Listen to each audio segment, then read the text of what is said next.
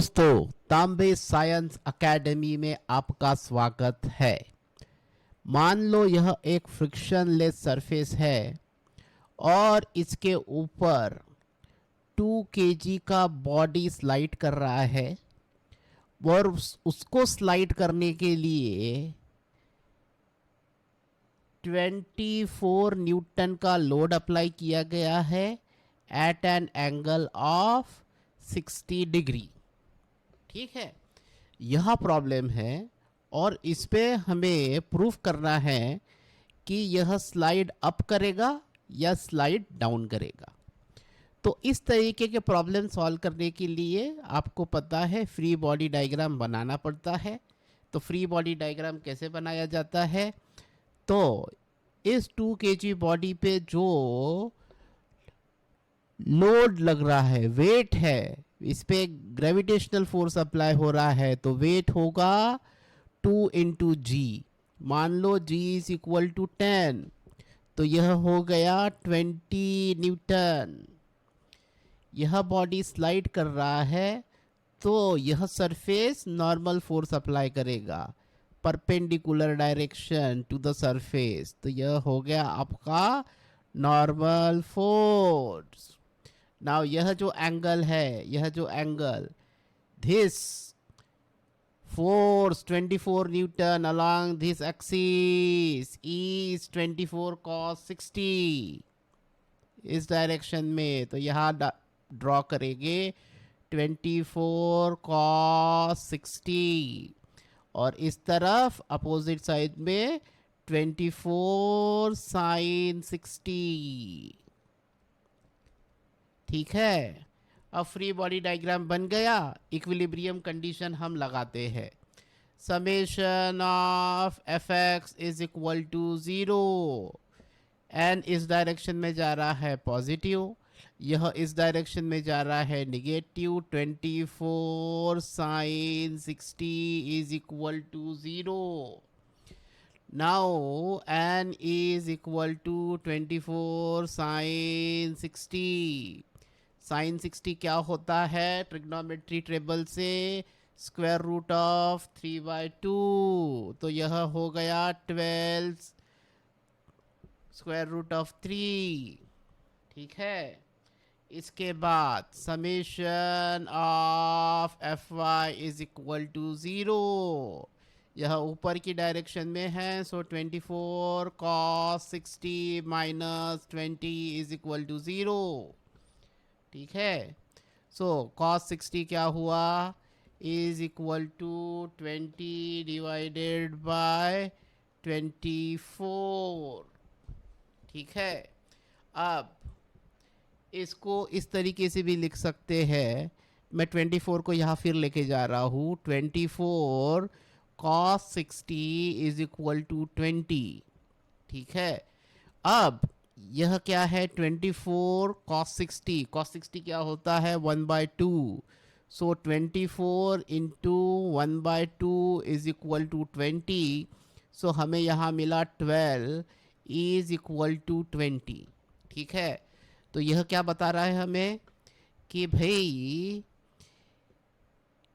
यह तो 20 न्यूटन का लोड यहाँ पर अप्लाई हो रहा है, लेकिन जो अपोजिट लोड अप्लाई हो रहा है इस बॉडी पे वह सिर्फ 12 न्यूटन का है।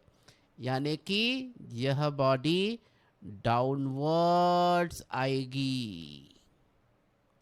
ठीक है, यह बॉडी क्या होगी? डाउनवर्ड्स आएगी।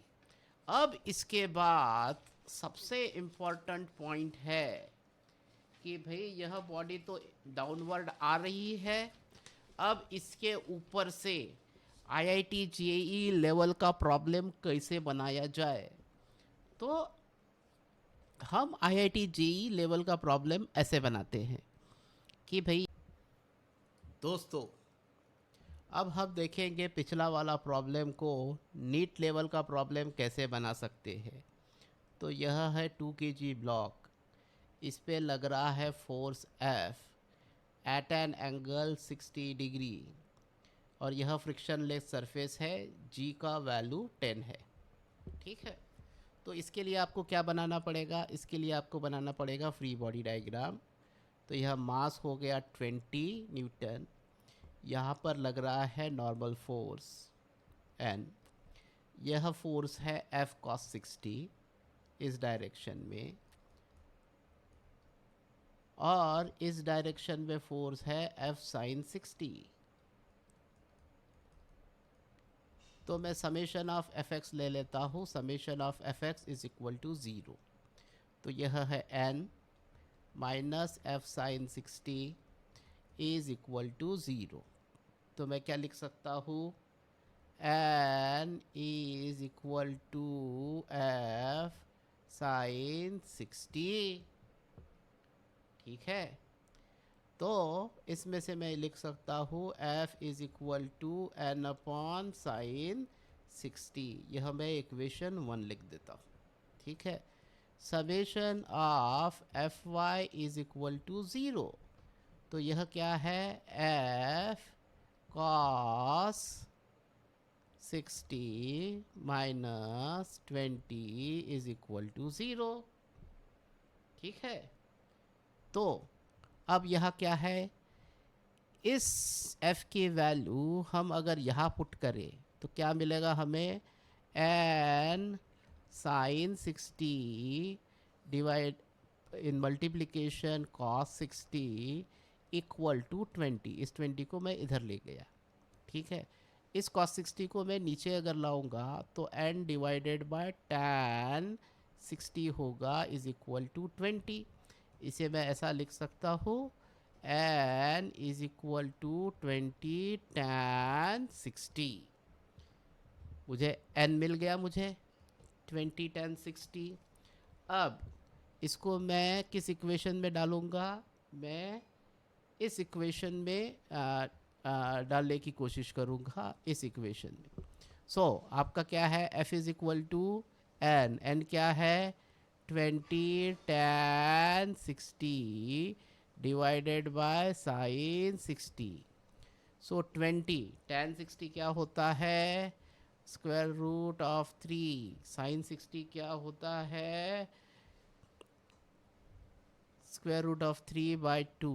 सो यह स्क्वायर रूट ऑफ 3 कैंसिल हो गया, यह हो गया 20 into 2 is equal to 40 newton. यानी कि आपको 40 न्यूटन का लोड यहाँ अप्लाई करना पड़ेगा ताकि यह बॉडी रेस्ट पे रहे। तो एग्जामिनेशन में क्या ऑप्शन देगा एग्जामिनर, 35 बी 38 भी दे सकता है। ठीक है, या 36 यह कर देगा, सी कर देगा 40, डी कर देगा 42। ठीक है, अगर आप 40 कैलकुलेट करते हैं तो आपका आंसर आएगा करेक्ट। अगर आपको यह वीडियो पसंद आया हो, किस तरीके से ऑब्जेक्टिव टाइप प्रॉब्लम्स बनाए जाते हैं IIT JEE और नीट के लिए, तो हमारा चैनल सब्सक्राइब करिए और ज़्यादा से ज़्यादा शेयर करिए।